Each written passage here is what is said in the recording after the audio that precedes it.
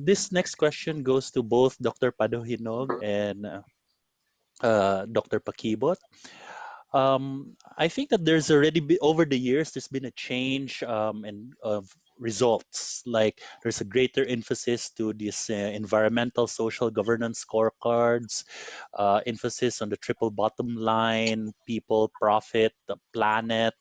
Um, what I mean, and as a leader, we have to be aware of such changes, and you know what are the as Dr. Winston mentioned that the stockholders are looking for.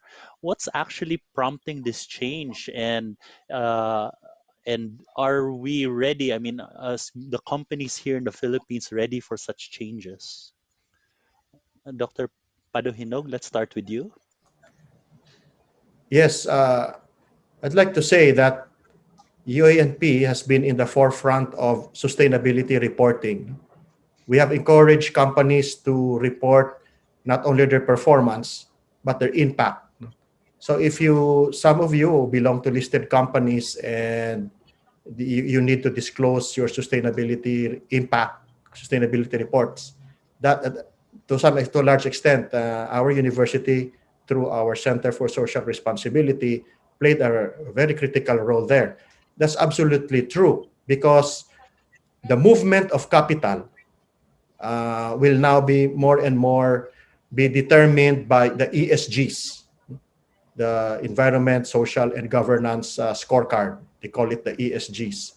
The movement of your goods and services, more and more companies will ask, uh, are you paying the right wages to your labor? Are you complying with the rules of the labor laws of your country? There's no childhood labor. There is no discrimination. That's also a requirement now of many countries, even here, other states. So it's becoming a movement. Actually, that's what I said earlier. One of the global trends, and it's very important, is global protocols, and that's what I'm particularly referring to. These global protocols are imposing on companies not only to perform, to deliver results, but to have positive impact. They need to make sure that a protocol means a way of behaving in order to be welcome. That's a protocol. More and more of those protocols are being signed. So the climate change protocol, the SDGs, for example, is a protocol that the Philippines is a signatory.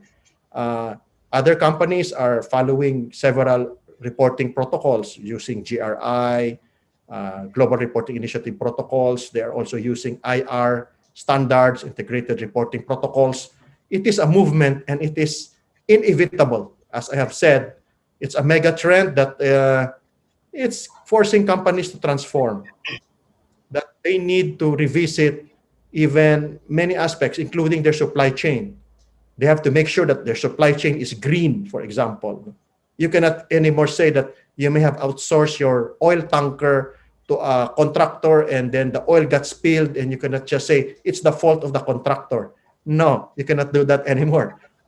Even the company that may have contracted that oil that got spilled is also responsible. So uh, it's different these days. So the movement of capital, the movement of labor, the movement of goods and services, to some extent, if we want to trade with the rest of the world, we have to meet these global protocols, these ESGs. It's a mega trend that is inevitable.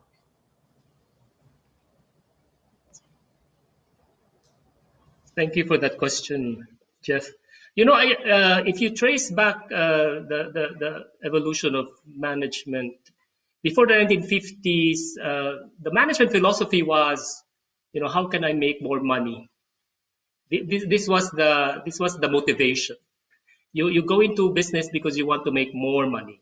So the profit centeredness of the philosophy uh, created all these results. Yeah, these results that we find are very devastating.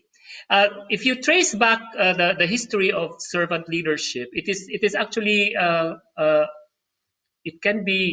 associated with one person. His name was Greenleaf. The reason why he started the servant leadership movement was because he saw the result of the management philosophy in the past.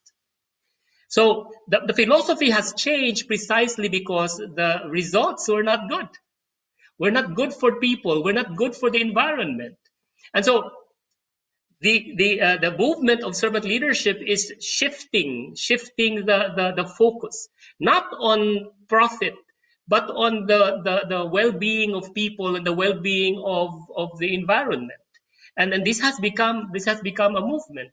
I think that should be the case, that we need to be critical of results, and we need to offer better solutions. This is what thought leadership is about. But solutions that are directed at improving the welfare of people, improving the welfare of the environment, improving the world in general.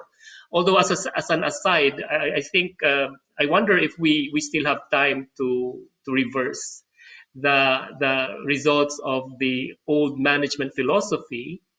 But it's quite challenging now. We're talking of sustainability, we're talking of corporate social responsibility, we're talking of ethical business, all because we realize that the management philosophy in the last many years have not made us a better world.